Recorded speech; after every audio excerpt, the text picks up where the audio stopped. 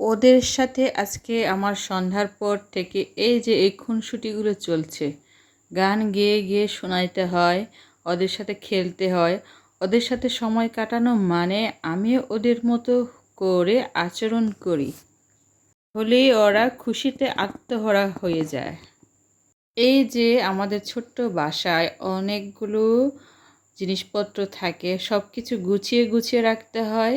আর গুছানো জিনিস দেখতে সবারই দেখতে পছন্দ হয়। ঘর গুছিয়ে রাখা আমার কিন্তু খুব পছন্দের কাজ। শুধু আমার কেন, প্রতিটি গৃহিণী পছন্দ করে ঘরটা সুন্দর করে সাজিয়ে গুছিয়ে রাখতে, আর সবসময় সন্তানদের সাথে হাসি খুশি থাকতে। এই যে দেখুন, আমি ওর সাথে গল্প করছি, ওর ভাষায় কথা বলছি, ওই কতই না খুশি।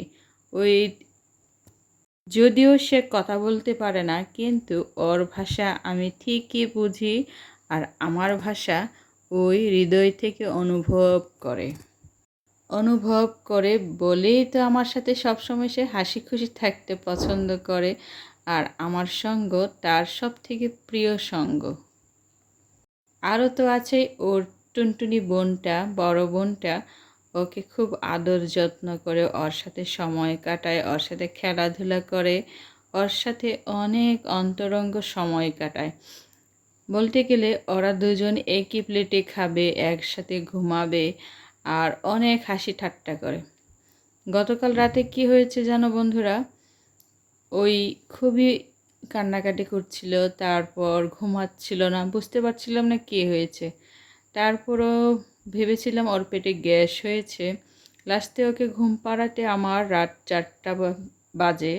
রাত 4টার দিকে তারপর না ঘুমায়, কত কষ্টে ঘুম পাড়িয়েছে। আসলে মাদের যে বাচ্চাদের জন্য অনেক কষ্টের স্বীকার করতে হয়, এই কষ্ট করে আমাকেও একদিন বড় করেছে আমার মা।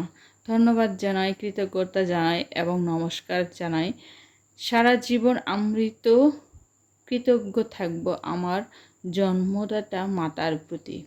এই যে জুতোগুলো দেখছেন, ওই কিন্তু সব কিছু সাজানো গোছানো জুতোগুলো একটা একটা করে বের করেছে।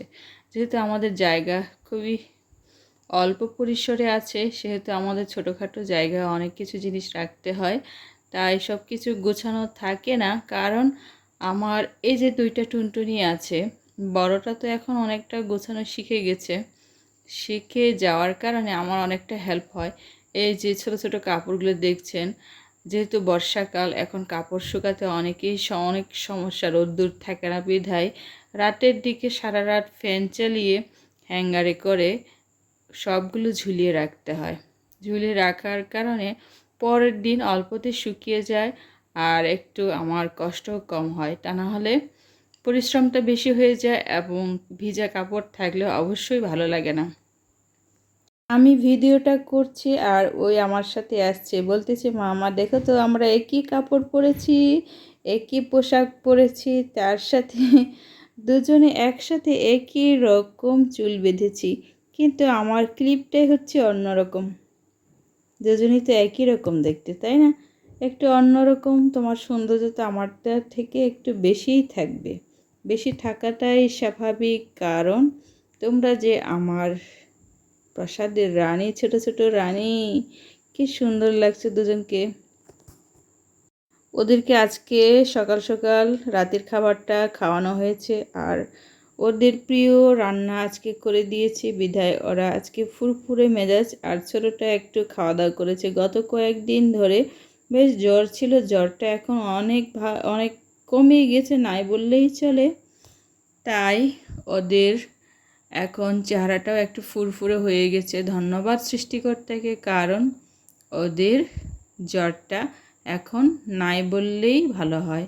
তপ্পকবি চ্যানেল থেকে আবারও শুভেচ্ছা ও ভালোবাসা রইল।